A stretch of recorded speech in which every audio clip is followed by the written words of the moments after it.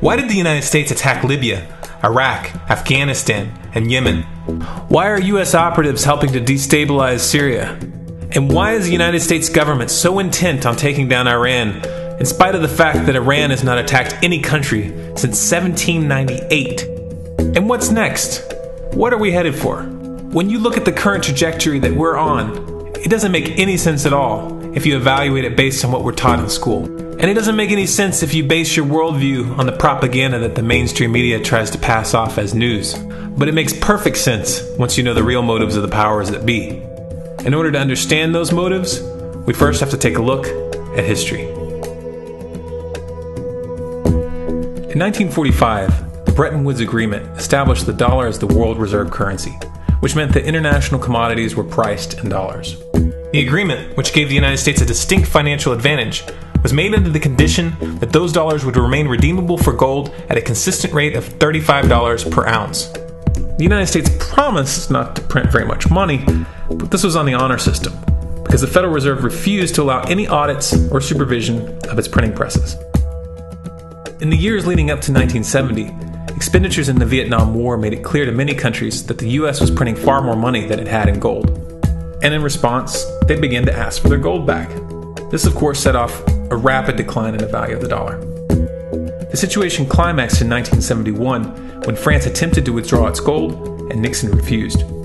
On August 15th, he made the following announcement. I have directed the Secretary of the Treasury to take the action necessary to defend the dollar against the speculators. I have directed Secretary Connally to suspend temporarily the convertibility of the dollar into gold or other reserve assets, except in amounts and conditions determined to be in the interest of monetary stability and in the best interest of the United States.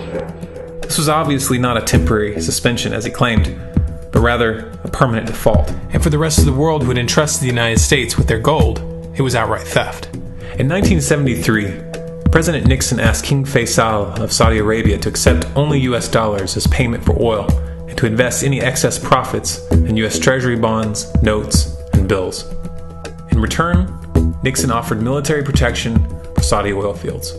The same offer was extended to each of the world's key oil-producing countries, and by 1975, every member of OPEC had agreed to only sell their oil in US dollars. The act of moving the dollar off of gold and tying it to foreign oil instantly forced every oil-importing country in the world to start maintaining a constant supply of Federal Reserve paper. And in order to get that paper, they would have to send real physical goods to America. This was the birth of the petrodollar. Paper went out, everything America needed came in, and the United States got very, very rich as a result. It was the largest financial con in recorded history.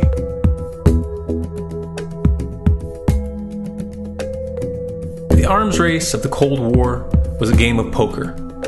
Military expenditures were the chips, and the US had an endless supply of chips. With the petrodollar under its belt, it was able to raise the stakes higher and higher, outspending every other country on the planet, until eventually US military expenditures surpassed that of all other nations in the world combined. The Soviet Union never had a chance. The collapse of the communist bloc in 1991 removed the last counterbalance to American military might. The United States was now an undisputed superpower with no rival. Many hoped that this would mark the beginning of a new era of peace and stability. Unfortunately, there were those in high places who had other ideas. Within that same year, the US invaded Iraq in the First Gulf War.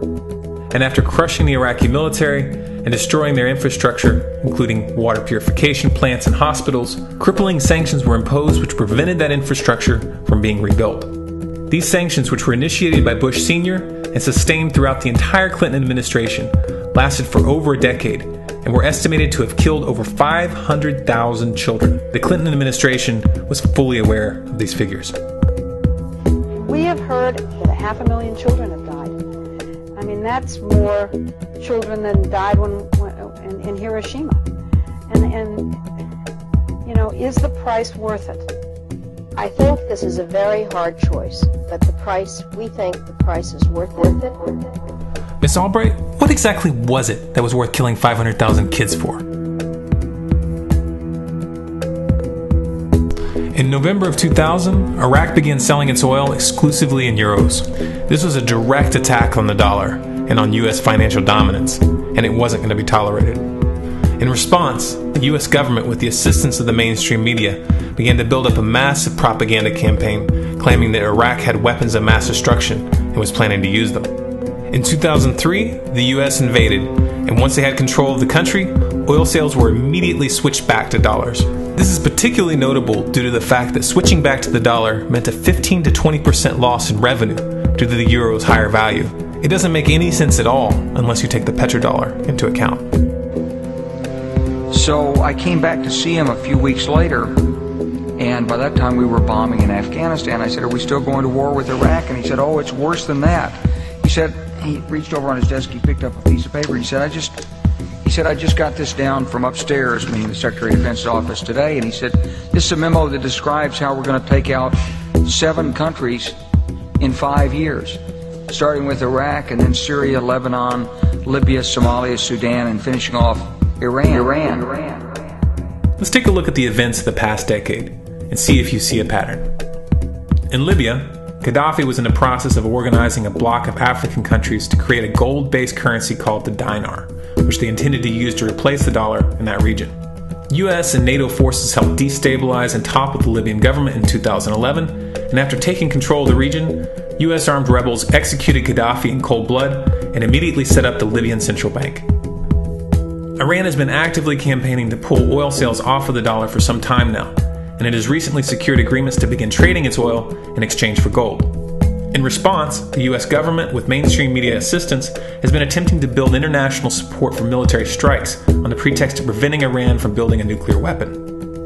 In the meantime, they established sanctions which US officials openly admit are aimed at causing a collapse of the Iranian economy.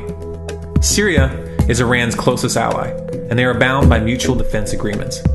The country is currently in the process of being destabilized with covert assistance from NATO, and though Russia and China have warned the United States not to get involved, the White House has made statements within the past month indicating that they are considering military intervention. It should be clear that military intervention in Syria and Iran isn't being considered. It's a foregone conclusion, just as it was in Iraq and Libya. The U.S. is actively working to create the context which gives them the diplomatic cover to do what they already have planned.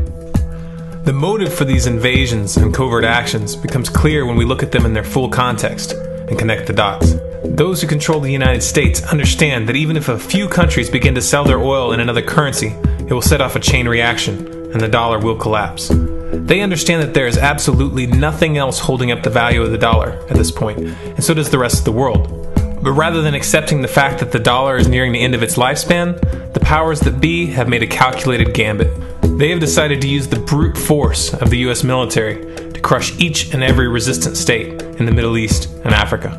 That in itself would be bad enough, but what you need to understand is that this is not going to end with Iran. China and Russia have stated publicly and on no uncertain terms that they will not tolerate an attack on Iran or Syria. Iran is one of their key allies, one of the last independent oil producers in the region, and they understand that if Iran falls, then they will have no way to escape the dollar without going to war. And yet the United States is pushing forward in spite of the warnings. What we are witnessing here is a trajectory that leads straight to the unthinkable. It's a trajectory that was mapped out years ago in full awareness of the human consequences. But who was it that put us on this course? What kind of psychopath is willing to intentionally set off a global conflict that will lead to millions of deaths just to protect the value of a paper currency? It obviously isn't the president. The decision to invade Libya, Syria, and Iran was made long before Obama had risen to the national spotlight. And yet, he's carrying out his duty just like the puppets that preceded him. So who is it that pulls the strings? Often the best answer to questions like this are found by asking another question. Qui bono? Who benefits? Obviously, those who have the power to print the dollar out of thin air have the most to lose if the dollar were to fall. And since 1913, that power has been held by the Federal Reserve. The Federal Reserve is a private entity owned by a conglomerate of the most powerful banks in the world. And the men who control those banks are the ones who pull the strings.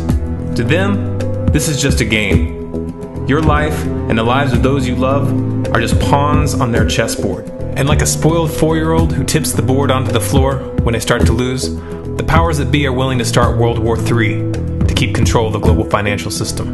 Remember that when these wars extend and accelerate. Remember that when your son or your neighbor's son comes back home in a flag-draped coffin. Remember that when they point the finger at the new boogeyman, because the madmen who are running this show will take this as far as you allow them to. So how much time do we have left? It's a question I hear constantly, but it's the wrong question. Asking how much time we have left is a passive posture. It's the attitude of a prisoner who's waiting to be taken out to a ditch and shot in the back of the head. What are our chances? Can we change course? Also the wrong question. The odds don't matter anymore. If you understand what we're facing, then you have a moral responsibility to do everything in your power to alter the course that we're on, regardless of the odds. It's only when you stop basing your involvement on the chances of success that success actually becomes possible. To strip the ill-begotten power from the financial elites and to bring these criminal cartels to justice will require nothing less than a revolution. The government is not going to save us. The government is completely infiltrated and corrupt to the core. Looking to them for a solution at this point is utterly naive. There are 3 stages of revolution, and they are sequential. Stage 1 is already underway. Stage 1 is the ideological resistance. In this stage, we have to actively work to wake up as many people as possible about what is happening and the direction we're headed. All revolutions originate from a shift in the mindset of the population, and no other meaningful resistance is possible without it. Success in this stage of the game can be measured by the contagion of ideas. When an idea reaches critical mass, it begins to spread on its own and seeps into all levels of society. In order to achieve that contagion, we need more people in this fight. We need more people speaking out, making videos, writing articles, getting this information onto the national and international stage. And we especially need to reach the police and the military.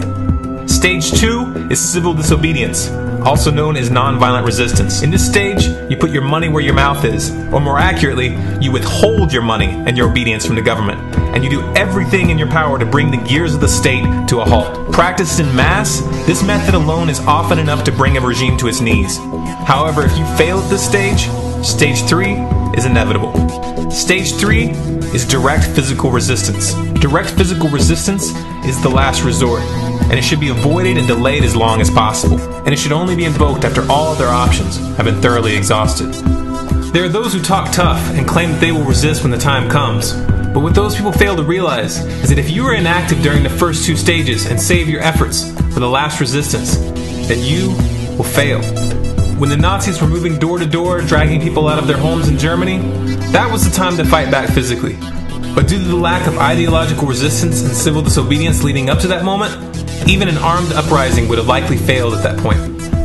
An armed uprising can only succeed if the people have established an attitude of active resistance. And active resistance is only possible after their minds have broken free from the mainstream propaganda. If you want to fight back, it's now or never. You're not going to get another chance, and the stakes are far higher than they were in Nazi Germany.